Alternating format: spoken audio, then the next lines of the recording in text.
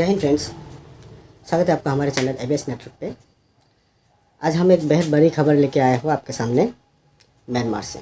Myanmar इस नाम को पूरा दुनिया जानता है, आप भी जानते हैं, पूरी दुनिया जानते हैं। एक बेहद बदनाम देश, जिस देश की सरकार, नेता और उस देश की जनता सब ने मिलकर किया था रोहिंग्या मुसलमानों के ऊपर जुल्म, और ऐसा जुल्म शायद कोई भुला ना पाए।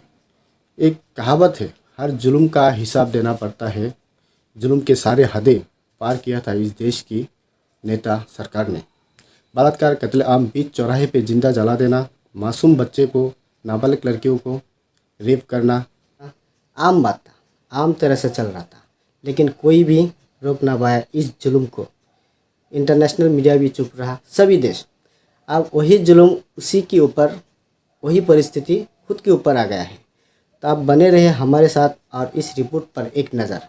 म्यांमार में सेना को घोषित किया गया आतंकवादी संगठन। जी हाँ दोस्तों, सही सुन रहे हैं आप, म्यांमार की सेना को घोषित किया गया आतंकवादी। इस देश की पूरा जनता ने घोषित कर दिया आतंकवादी, बड़े बड़े नेताओं ने भी। आतंकवादी संगठन, जाने क्यों लिया गया इतना बड़ा फैसला। आतंकवादियों की गतिविधि, काउंटर टेररिज्म लॉ की उल्लंघन और आतंकवादियों जैसे गतिविधि का और आरोप। म्यांमार में निहत्थे नागरिकों को गोली मारने और प्रदर्शनकारियों को गिरफ्तार करने को लेकर राज्य प्रशासन और परिषद ने सेना को आतंकवादी घोषित किया है। तो आंदोलनकारियों पर पुलिस की फायरिंग और आम जनता का पर फायरिंग में 18 लोगों की मौत हो गई। तो इस मौत के पीछे सेना का हाथ है। सेना पूरी देश को कब्जा कर लिया है। देश को लोकतांत्रिक रूप से चुने गए हुए सरकार को बेदखल करने वाले म्यांमार सेना के खिलाफ प्रदर्शन चौथे हफ्ते में प्रवेश कर गया है। सुरक्षा बलों ने देश भर के गांव और शहरों में प्रदर्शनकारियों पर हिंसा कार्रवाई शुरू कर दी है। हालांकि इसके बाद भी प्रदर्शनकारियों सड़कों से हटे नहीं, डटे रहे सड़कों पे डटे रहे और सेना के साथ प्रोटेस्ट करने के लिए कि तैयार नहीं है। लोगों पर लाठी और आंसू गैस का इस्तेमाल किए जाने पे नाराज अपदस्थ नागरिक सरकार के प्रदर्शनियों ने सोमवार को सेना का आतंकवादी संगठन घोषित कर दिया है। काउंटर टेररिज्म के लॉ के तहत उसके लॉ के उल्लंघन और आतंकवादियों जैसे गतिविधि के लिए राज्य प्रशासन परिषद ने सेना को आतंकवादी समूह घोषित किया।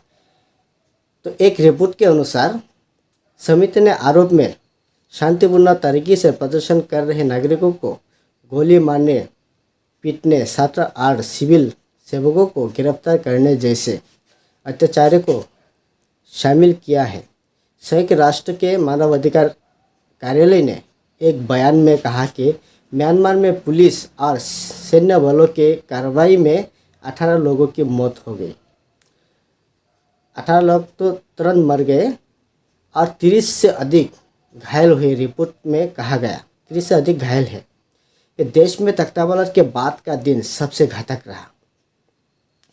बात के एक बार फिर देश के सबसे बड़े शहर यंगन में लोकतंत्र समर्थक सरकार पर उतरे पुलिस ने उन्हें तितर बितर करने के लिए स्टेशन ग्रेनेड और आंसू गैस के प्रयोग भी किए और गोली भी दागे गए। अभी तक किसी प्रकार के जानो माल के नुकसान की जानकारी नहीं है। पुलिस द्वारा की गई कार्रवाई पर अब तक सेना की तरफ से कोई टिप्पणी नहीं की गई है।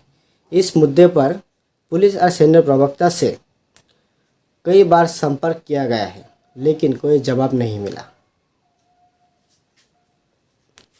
दूसरी तरफ म्यांमार की अपदस्थ सेना आंग सान सूची वीडियो कॉन्फ्रेंस के माध्यम से कोर्ट में पेश हुए।